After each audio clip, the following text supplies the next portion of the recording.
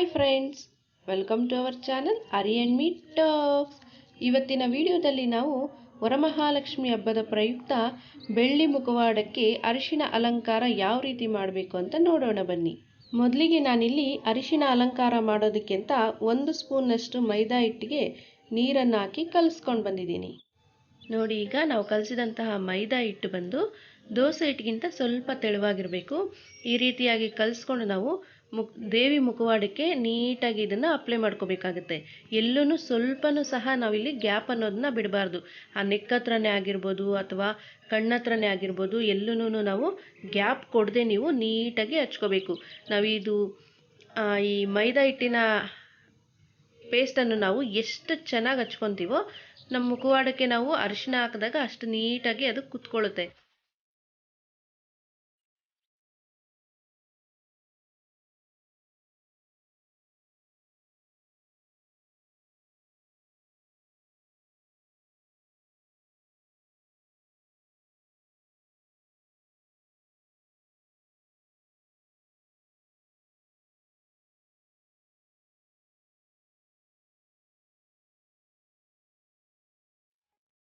ನೋಡಿ, ನೀಟಾಗಿ ನಾವು ಎಲ್ಲೂ ಅಷ್ಟೇ ಮುಖದ ಮೇಲೆ ಎಲ್ಲೂ ಗ್ಯಾಪ್ ಬಿಡದೆ ಇರೋ ರೀತಿ ನೀಟಾಗಿ ಈ ಮೈದಾಯಿಂದ ಕಲಿಸ್ಕೊಂಡಿದ್ವಲ್ವ ಇದನ್ನು ನೀಟಾಗಿ ಅಪ್ಲೈ ಮಾಡ್ಕೋಬೇಕು.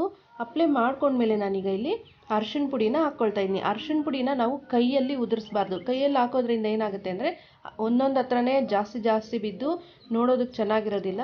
ಆದ್ದರಿಂದ ಟೀ ಫಿಲ್ಟರ್ ಮಾಡ್ತೀವಲ್ವ, ಆ ಫಿಲ್ಟರ್ನ ನಾವು ತಗೊಂಡು ಅದಕ್ಕೆ 1 ರಿಂದ 2 ಸ್ಪೂನ್ನಷ್ಟು ಅರಿಶಿಣ ಪುಡಿ ಹಾಕ್ಕೊಂಡ್ರೆ ಸಾಕಾಗುತ್ತೆ. ಹಾಕ್ಕೊಂಡು ನಾವು ನಿಧಾನಕ್ಕೆ ಅದನ್ನು ಶೇಕ್ ಮಾಡಿದ್ರೆ ನೋಡಿ, ಈ ರೀತಿಯಾಗಿ ಎಲ್ಲ ಕಡೆನೂ ನಾವು ಇವೆನ್ನಾಗಿ ಅದನ್ನು ನಾವು ಶೇಕ್ ಮಾಡ್ತಾ ಇದ್ದರೆ ಅರಿಶಿಣ ಪುಡಿ ಅನ್ನೋದು ನೀಟಾಗಿ ಕುತ್ಕೊಳ್ಳುತ್ತೆ ಮುಖವಾಡದ ಮೇಲೆ. ನಾವು ಮುಖಕ್ಕೆ ಮಾತ್ರ ನಾವು ಮೈದಾಯಿಂದ ಲೇಪನ ಮಾಡಿರೋದ್ರಿಂದ ಅಲ್ಲಿ ಮಾತ್ರ ಅದ್ಕೊಳ್ಳುತ್ತೆ. ಮತ್ತು ಎಕ್ಸ್ಟ್ರಾ ಇದೆ ಅಲ್ವಾ, ಅದೆಲ್ಲನೂ ಆಮೇಲೆ ನಾವು ಈಸಿಯಾಗಿ ರಿಮೂವ್ ಮಾಡ್ಬೋದು. ನೋಡಿ, ಹಾಕುವಾಗಂತೂ ಅರಿಶಿನ ನೀಟಾಗಿ ನಾವು ಮುಖವಾಡನ ಆ ಕಡೆ ಈ ಕಡೆ ಎಲ್ಲ ತಿರುಗಿಸಿ ಎಲ್ಲೂ ಗ್ಯಾಪ್ ಇರಬಾರ್ದು. ಮತ್ತು ಅದು ಮೈದಾ ಸಿಟ್ಟು ಒಂದು ಸಲ ಗಟ್ಟಿ ಆಗೋಯ್ತು ಅಂದರೆ ಮತ್ತೆ ನಾವು ಮಾಡೋದಕ್ಕೆ ಅದು ಅಷ್ಟು ಚೆನ್ನಾಗಿ ಬರೋದಿಲ್ಲ ಫಿನಿಶಿಂಗ್ ಅನ್ನೋದು. ಅದಕ್ಕೆ ಒಂದೇ ಸಲಕ್ಕೆ ನಾವು ನೀಟಾಗಿ ಎಲ್ಲೂ ಗ್ಯಾಪ್ ಬಿಡದೆ ಇರೋ ರೀತಿ ನೀಟಾಗಿ ನೋಡ್ತಾ ನಾವು ಅರಿಶಿಣ ಪುಡಿಯನ್ನು ಉದುರಿಸ್ಕೋಬೇಕಾಗುತ್ತೆ. ಅರಿಶಿಣ ಪುಡಿ ನೀವು ಮನೆಯಲ್ಲೇ ಮಾಡಿರೋ ಅರಿಶಿಣ ಪುಡಿ ಯೂಸ್ ಮಾಡಿ. ಕಲರ್ ತುಂಬ ಚೆನ್ನಾಗಿರುತ್ತೆ. ಒಂಥರ ಮಸ್ಟರ್ಡ್ ಕಲರಲ್ಲಿ ತುಂಬ ಅಂದರೆ ತುಂಬ ಚೆನ್ನಾಗಿರುತ್ತೆ. ಮುಖನೂ ಸಹ ಅಷ್ಟೇ ಸುಂದರವಾಗಿ ಕಾಣುತ್ತೆ ದೇವಿದು. ಈಗ ನೋಡಿ, ಎಲ್ಲ ಆದಮೇಲೆ ನಾನು ಈ ರೀತಿಯಾಗಿ ಟ್ಯಾಪ್ ಮಾಡ್ತಾ ಇದ್ದೀನಿ. ಈ ಥರ ಟ್ಯಾಪ್ ಮಾಡೋದ್ರಿಂದ ಏನಾಗುತ್ತೆ ಅಂದರೆ ಎಕ್ಸ್ಟ್ರಾ ಇದೆ ಅಲ್ವಾ, ಆ ಎಕ್ಸ್ಟ್ರಾ ಇರುವಂತಹ ಅರಿಶಿಣ ಪುಡಿ ಎಲ್ಲ ನಮಗೆ ಕೆಳಗೆ ಬಿದ್ದೋಗುತ್ತೆ. ಲೈಟಾಗಿ ನಾವು ಟ್ಯಾಪ್ ಮಾಡಬೇಕಾಗುತ್ತೆ, ತುಂಬ ಜೋರಾಗಿ ಹೊಡಿಬಾರ್ದು. ಎಕ್ಸ್ಟ್ರಾ ಮೇಲೆಗಡೆ ಎಲ್ಲ ಎಕ್ಸ್ಟ್ರಾ ಇರೋ ಅಂಥ ಅರಿಶಿಣ ಎಲ್ಲನೂ ಕೆಳಗೆ ಬಿದ್ದು ನೀಟಾಗಿ ಆ ಮೈದಾಗೆ ಎಷ್ಟು ಕೂತ್ಕೋಬೇಕು ಮುಖದ ಮೇಲೆ ಅಷ್ಟು ಮಾತ್ರ ಕೂತ್ಕೊಳ್ಳುತ್ತೆ. ಎಕ್ಸ್ಟ್ರಾ ಅನ್ನೋದೆಲ್ಲ ಬಂದುಬಿಡುತ್ತೆ. ನೋಡಿದ್ರಲ್ವ ಎಷ್ಟು ನೀಟಾಗಿ, ಅಂದರೆ ಎಲ್ಲೂ ಜಾಸ್ತಿ ಕಡಿಮೆ ಅನ್ನೋದು ಇಲ್ದಿರ ಅರಿಶಿನ ನಾವು ಹಾಕಿರುವಂತಹ ಅರಿಶಿನ ಇವೆನ್ನಾಗಿ ನೀಟಾಗಿ ಮುಖದ ಮೇಲೆ ಕೂತಿದೆ. ಈಗ ನಾನಿಲ್ಲಿ ಒಂದು ಟಿಶ್ಯೂ ಪೇಪರ್ನ ತಗೊಂಡು ನಾನು ಇದನ್ನೆಲ್ಲ ಕ್ಲೀನ್ ಮಾಡ್ಕೊತಾ ಇದ್ದೀನಿ. ಆ ನೆಕ್ ಕೆಳಗೆ ಅಲ್ಲೆಲ್ಲನೂ ಸ್ವಲ್ಪ ಎಕ್ಸ್ಟ್ರಾ ಮೈದಾ ನಾವು ಅಪ್ಲೈ ಮಾಡಿದಾಗ ಅಂಟಿರುತ್ತಲ್ವ, ಅದ್ರ ಮೇಲೂ ಸಹ ಅರಿಶಿನ ಅನ್ನೋದು ಕೂತ್ಕೊಂಡ್ಬಿಟ್ಟಿರುತ್ತೆ. ಅದಕ್ಕೋಸ್ಕರ ನಾನಿಲ್ಲಿ ಟಿಶ್ಯೂ ಪೇಪರ್ನ ತಗೊಂಡು ನೀಟಾಗಿ ನಾನು ಇದನ್ನೆಲ್ಲ ಕ್ಲೀನ್ ಮಾಡ್ಕೊಳ್ತಾ ಇದ್ದೀನಿ. ಇದನ್ನು ನಾವು ಕ್ಲೀನ್ ಮಾಡುವಾಗಷ್ಟೇ ತುಂಬ ಅಂದರೆ ತುಂಬ ಜಾಗರೂಕತೆಯಿಂದ ಮಾಡಬೇಕಾಗುತ್ತೆ. ಸ್ವಲ್ಪ ಮಿಸ್ಟೇಕ್ ಆಗಿ ಏನಾದರೂ ನಮ್ಮ ಕೈಯೋ ಉಗುರೋ ಏನಾದರೂ ಮುಖಕ್ಕೆ ಟಚ್ ಆಯಿತು ಅಂದರೆ ನಾವು ಟಚ್ ಮಾಡಿರೋ ಹತ್ರ ಅರಿಶಿನ ಅನ್ನೋದು ಬೇಗ ಬಂದುಬಿಡುತ್ತೆ. ಆದ್ದರಿಂದ ತುಂಬ ಅಂದರೆ ತುಂಬ ಕೇರ್ಫುಲ್ಲಾಗಿ ನಾವು ಮಾಡಬೇಕು. ಈಗ ನಾನಿಲ್ಲಿ ಒಂದು ಟೂತ್ಪಿಕ್ಕನ್ನು ತೆಗೆದುಕೊಳ್ತಾ ಇದ್ದೀನಿ. ಈ ಟೂತ್ಪಿಕ್ಕಿಂದ ನಾವು ದೇವಿಯ ಕಣ್ಣುಗಳು ಮತ್ತು ಐಬ್ರೋಸು ಲಿಪ್ಸ್ನೆಲ್ಲನೂ ನಾವು ಈಗ ಶೇಪ್ ತಗೋಬೇಕಾಗತ್ತೆ.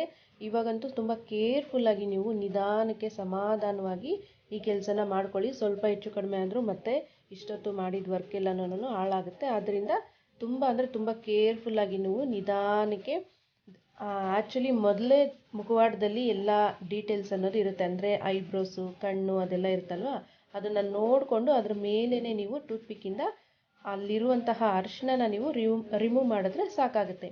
ಇದನ್ನು ನೀವು ಕೇರ್ಫುಲ್ಲಾಗಿ ನಿಧಾನಕ್ಕೆ ಮಾಡಿಕೊಂಡ್ರೆ ಆಯಿತು.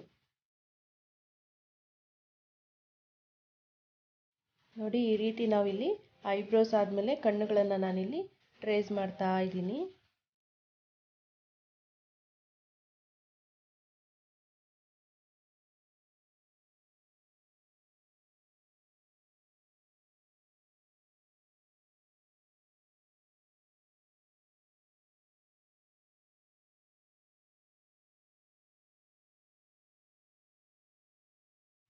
ಈಗ ನಾನು ಅದೇ ರೀತಿ ಲಿಪ್ಸನ್ನು ಸಹ ನಾನಿಲ್ಲಿ ಈ ರೀತಿಯಾಗಿ ಟ್ರೇಸ್ ಮಾಡ್ತಾ ಇದ್ದೀನಿ. ಅಲ್ಲಿರುವಂತಹ ಅರಿಶಿನವನ್ನೆಲ್ಲ ತೆಗಿತಾ ಇದ್ದೀನಿ.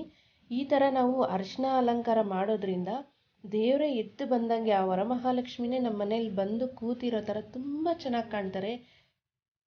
ದೇವಿಯ ಮುಖವನ್ನು ನೋಡ್ತಾ ಇದ್ರೆ ಎಂಥವ್ರಿಗೂ ಭಕ್ತಿ ಭಾವ ಅನ್ನೋದು ಉಕ್ಕಿ ಬರುತ್ತೆ. ನಾವು ಎಷ್ಟೇ ಅಲಂಕಾರ ಮಾಡಲಿ, ಎಷ್ಟೇ ಒಡವೆಗಳಾಗಲಿ, ಏನೇ ಮಾಡಲಿ, ದೇವರಿಗೆ ಅಂದರೆ ಅವ್ರಿಗೆ ಕೊಡಬೇಕಾಗಿರೋದು ಆ ದೇವಿಗೆ ನಾವು ಅರಿಶಿಣ, ಕುಂಕುಮ, ಬಳೆ, ಹೂವು ಅಲ್ವಾ. ಅಷ್ಟು ಕೊಟ್ಟರೆ ಸಾಕು, ತಾಯಿ ಮನಸ್ಫೂರ್ತಿಯಾಗಿ ನಮ್ಮನ್ನು ಆಶೀರ್ವಾದ ಮಾಡ್ತಾಳೆ ಅಲ್ವಾ. ಅದಕ್ಕೆ ಈ ರೀತಿಯಾದಂತಹ ಅರಿಶಿಣ ಅಲಂಕಾರ ಮಾಡಿ ದೇವಿಯನ್ನು ಪ್ರಾರ್ಥಿಸೋಣ.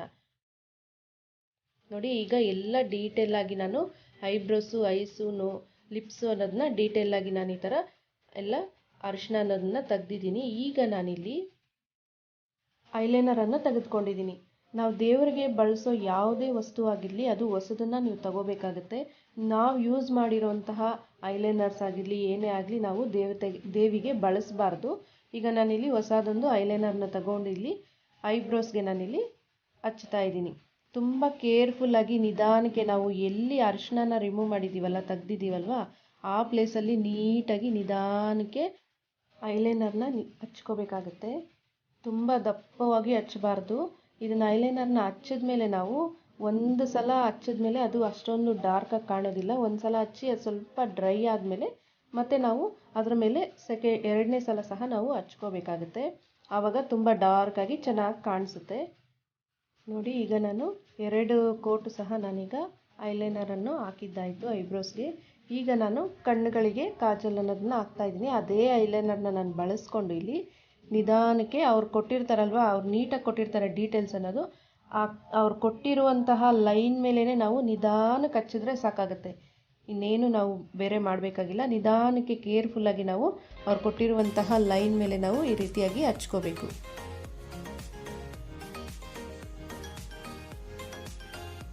ಈಗ ಐಬ್ರೋಸು ಹಾಗೆ ಕಣ್ಣುಗಳಿಗೆಲ್ಲ ನಾನು ಸುತ್ತನೂ ಐಲೈನರನ್ನು ಹಾಕಿದ್ದೀನಿ. ಈಗ ಮಧ್ಯದಲ್ಲಿ ನಾನೊಂದು ಚಿಕ್ಕದಾಗಿರುವಂತಹ ಒಂದು ಡಾಟನ್ನು ಇಟ್ಕೊಳ್ತಾ ಇದ್ದೀನಿ. ಈಗ ದೇವಿಗೆ ಕಣ್ಣಿನ ಅಲಂಕಾರ ಅನ್ನೋದು ಮುಗಿದಿದೆ. ಈಗ ನಾನಿಲ್ಲಿ ತಿಲಕ ಇಡೋದಕ್ಕೆ ಅಂತ ತಿಲಕ ಇಡುವ ಜಾಗದಲ್ಲಿ ನಾನು ಈ ರೀತಿ ಅರಿಶಿಣವನ್ನು ತೆಗಿತಾ ಇದ್ದೀನಿ. ಈಗ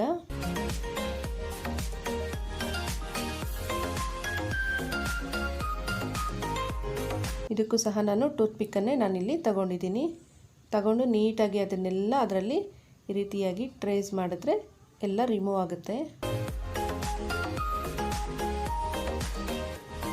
ನಿಮಗೆ ಯಾವ ಶೇಪ್ ಬೇಕೋ ಆ ಶೇಪ್ನ ನೀವು ಇಲ್ಲಿ ಮಾಡ್ಕೋಬೋದು. ನಾನೀಗ ಇಲ್ಲಿ ತಿಲಕದ ರೀತಿಯಲ್ಲಿ ಇಟ್ಟಿದ್ದೀನಿ, ರೌಂಡಾಗಿ ನಾನು ಮಾಡ್ಕೊಳ್ಳಲಿಲ್ಲ. ಈಗ ನಾನಿಲ್ಲಿ ಲಿಪ್ಸ್ಗೆ ಅಂತ ರೆಡ್ ಕಲರಿಂದು ಪೇಂಟ್ ಬರುತ್ತಲ್ವ, ಅದನ್ನು ನಾನಿಲ್ಲಿ ತೆಗೆದುಕೊಂಡಿದ್ದೀನಿ. ಈಗ ಇಲ್ಲಿ ಲಿಪ್ಸ್ಗೆ ನಾನು ಲಿಪ್ಸ್ಟಿಕ್ ಹಾಕೋದಕ್ಕೆ ಅಂತ ಸಣ್ಣಕ್ಕಿರುವಂತಹ ಅಂದರೆ ಚಿಕ್ಕ ಬ್ರಷನ್ನು ತೆಗೆದುಕೊಳ್ತಾ ಇದ್ದೀನಿ. ಯಾವುದೇ ಕಾರಣಕ್ಕೂ ದಪ್ಪ ಬ್ರಷ್ನ ನೀವು ತಗೊಂಡು ಈ ರೀತಿ ನಿಧಾನವಾಗಿ ರೆಡ್ ಕಲರ್ನ ನೀವು ಲಿಪ್ಸ್ಗೆ ಅಪ್ಲೈ ಮಾಡ್ಬೋದು. ಇದು ಸಹ ತುಂಬ ನಿಧಾನಕ್ಕೆ ನೋಡಿ ಕೇರ್ಫುಲ್ಲಾಗಿ ಮಾಡ್ಕೋಬೋದು. ಈ ರೀತಿ ಅಲಂಕಾರನ ನೀವು ಹಬ್ಬದ ದಿನವೇ ಅಂದರೆ ಗುರುವಾರ ನೈಟು ನಾವು ಇದನ್ನೆಲ್ಲ ರೆಡಿ ಮಾಡಿ ಇಟ್ಕೋಬೋದು. ಏನು ಅರಿಶಿನ ಒಣಗಿ ಅದೇನಾದರೂ ಎಲ್ಲ ಬಿದೋಗುತ್ತೆ ಆ ಥರದ್ದೆಲ್ಲ ಭಯನೇ ಪಡೋ ಅವಶ್ಯಕತೆ ಇಲ್ಲ. ಆ ಥರ ಎಲ್ಲ ಏನೂ ಆಗೋದಿಲ್ಲ. ಈ ಥರ ನೀವು ಈ ಟೆಕ್ನಿಕನ್ನು ಯೂಸ್ ಮಾಡೋದ್ರಿಂದ. ನೆಕ್ಸ್ಟ್ ನಾನಿಲ್ಲಿ ಹೇರ್ ಲೈನನ್ನು ಮಾಡ್ತಾಯಿದ್ದೀನಿ. ಇಲ್ಲಿ ಹಣೆ ಮೇಲೆ ಕೂದಲಿರುತ್ತಲ್ವ, ಅದು ಡೀಟೇಲಾಗಿ ಗೊತ್ತಾಗಬೇಕು ಅಂತ ನಾನಿಲ್ಲಿ ಐಲೈನರ್ನ ತೆಗೆದುಕೊಂಡು ನೀಟಾಗಿ ಅಲ್ಲಿ ಹಣೆ ಮೇಲೆ ನಾನು ಈ ರೀತಿಯಾಗಿ ಒಂದು ಲೈನು ಹಾಕ್ಕೊಳ್ತಾ ಇದ್ದೀನಿ. ನೋಡಿದ್ರಲ್ವ ದೇವಿಗೆ ಯಾವ ರೀತಿ ಅರಿಶಿನ ಅಲಂಕಾರ ಮಾಡೋದು ಅಂತ. ಈ ಮೆಥಡ್ನ ನೀವು ಯೂಸ್ ಮಾಡ್ಕೊಂಡು ಮಾಡೋದ್ರಿಂದ ಅರಿಶಿನ ಅನ್ನೋದು ಬೀಳೋದಿಲ್ಲ, ತುಂಬ ಹೊತ್ತು ಸ್ಟೇ ಆಗುತ್ತೆ. 2-3 ದಿನ ಆದ್ರೂ ಹಾಗೇ ಇರುತ್ತೆ. ಹಾಗೆ ಫ್ರೆಶ್ ಆಗಿ ಸಹ ತುಂಬ ಚೆನ್ನಾಗಿ ಕಾಣ್ತಾ ಇರುತ್ತೆ. ಇವಾಗ ಯಾವ ರೀತಿ ಇದೆಯೋ ನೀವು 3 ಡೇಸ್ ಇಟ್ಟು ನೀವು ದೇವ್ರನ್ನ ತೆಗೆದ್ರೂ ಸಹ ಆವತ್ತು ಇದೇ ರೀತಿಯಾಗಿರುತ್ತೆ. ಇವತ್ತಿನ ವಿಡಿಯೋ ಖಂಡಿತವಾಗಿ ನಿಮ್ಮೆಲ್ಲರಿಗೂ ಇಷ್ಟ ಆಗಿದೆ ಅಂತ ಅಂದ್ಕೊಳ್ತಾ ಇದ್ದೀನಿ. ಇಷ್ಟ ಆಗಿದರೆ ಈಗಲೇ ಲೈಕ್ ಮಾಡಿ, ಹಾಗೆ ನಿಮ್ಮ ಫ್ಯಾಮಿಲಿ ಫ್ರೆಂಡ್ಸ್ಗೆ ಶೇರ್ ಮಾಡೋದು ಮಾತ್ರ ಯಾವುದೇ ಕಾರಣಕ್ಕೂ ಮರಿಬೇಡಿ. ಆವಾಗ ಅವರು ಸಹ ಈ ಬಾರಿ ವರಮಹಾಲಕ್ಷ್ಮಿ ಹಬ್ಬಕ್ಕೆ ಈ ರೀತಿಯಾದಂತಹ ಅರಿಶಿಣದಿಂದ ಅಲಂಕಾರವನ್ನು ಮಾಡ್ಕೊಳ್ತಾರೆ. ಹಾಗೆ ವಿಡಿಯೋ ಹೇಗೆ ಅನ್ನಿಸ್ತು ಅಂತ ಕಮೆಂಟ್ ಮಾಡೋದನ್ನ ಮಾತ್ರ ಮರಿಬೇಡಿ. ಹೊಸದಾಗಿ ಯಾರಾದರೂ ನಮ್ಮ ಚಾನಲನ್ನು ನೋಡ್ತಾ ಇದ್ದರೆ ಅಥವಾ ಇನ್ನೂ ಸಬ್ಸ್ಕ್ರೈಬ್ ಮಾಡ್ಕೊಳ್ಳದೆ ನೋಡ್ತಾ ಇರುವಂತಹ ಯಾರೇ ವ್ಯೂವರ್ಸ್ ಇರಲಿ, ಎಲ್ಲರೂ ಈಗಲೇ ಸಬ್ಸ್ಕ್ರೈಬ್ ಮಾಡಿ ಪಕ್ಕದಲ್ಲೇ ಇರುವಂತಹ ಬೆಲ್ ಐಕನನ್ನು ಪ್ರೆಸ್ ಮಾಡಿ ಆಲ್ ಅನ್ನೋ ಆಪ್ಷನನ್ನು ಕ್ಲಿಕ್ ಮಾಡಿ ಇಟ್ಕೊಳ್ಳಿ. ಆ ಆಲ್ ಅನ್ನೋ ಆಪ್ಷನನ್ನು ಕ್ಲಿಕ್ ಮಾಡಲಿಲ್ಲ ಅಂದರೆ ನಾವು ಮಾಡೋ ಯಾವ ವಿಡಿಯೋನೂ ನಿಮ್ಮವರೆಗೂ ತಲುಪೋದಿಲ್ಲ. ಆದ್ದರಿಂದ ಆಲ್ ಅನ್ನೋ ಆಪ್ಷನನ್ನು ಕ್ಲಿಕ್ ಮಾಡೋದು ಯಾವುದೇ ಕಾರಣಕ್ಕೂ ಮರಿಬೇಡಿ. ಮುಂದೆ ಒಂದು ಒಳ್ಳೆ ವಿಡಿಯೋದೊಂದಿಗೆ ನಿಮ್ಮನ್ನೆಲ್ಲ ಭೇಟಿಯಾಗುತ್ತೇನೆ. ಅಲ್ಲಿಯವರೆಗೂ ಧನ್ಯವಾದಗಳು.